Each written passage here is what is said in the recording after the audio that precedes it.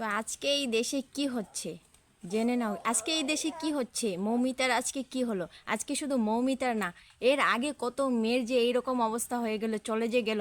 তো আজকে এর দায়ী কে? এই স্বাধীনতা দিবস তো সবাই পালন করে, স্বাধীন কি আছে? মেয়েরা এই জায়গায় স্বাধীন আছে? বলেন না আমাদেরকে। কোনো মেয়ে আজকে রাত পর্যন্ত রাস্তায় নামতে পারে না।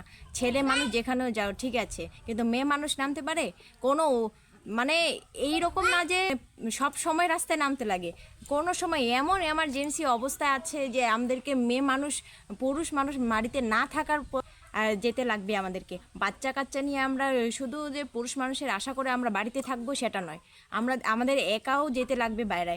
রাত 12টা 1টা নাগাদ আমরা একাই বউ মানুষ হয়ে একাই যাইতে পারি না, রাস্তায় নামতে পারি না। তো এই অবস্থায় আমরা কি এই দুনিয়া, এই দেশটা, ওই ইন্ডিয়া বা পশ্চিমবঙ্গকে বলছি আমি, হ্যাঁ, এই আমরা কি সেফটিতে আছি বলেন? শুধু পুরুষ মানুষদের, শুধু আমাদের সেফটি নেই? আমরা মহিলাদের সেফটি নেই নাকি? শুধু পুরুষ মানুষদের সেফটি? রাস্তা বলো, বাড়ি বলো, কোনো নিজস্ব জায়গায় বলো, আজকে কোনো জায়গায় মেয়েরা সেফটি নেই। কোনো জায়গায় বিশ্বাস করাই আজকাল, মানে কি বলবো, বিশ্বাস করাই যায় না। লোকদেরকে আজকাল বিশ্বাস করে, আর একজন নারী হয়ে একজন নারীকেও খোঁচাতে পারে এটা।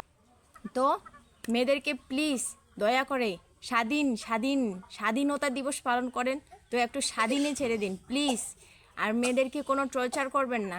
আর পুরুষ মানুষ, আপনাদেরও মহিলারাই জন্ম দিয়েছেন, একটু রেসপেক্ট করবেন প্লিজ, দয়া করে। ভুল ত্রুটি হলে আমাদেরকে ক্ষমা করে দিবেন, কিন্তু আমি উচিত কথাই বলেছি, কোনো ভুল কথা আপনাদেরকে বলিনি আমি।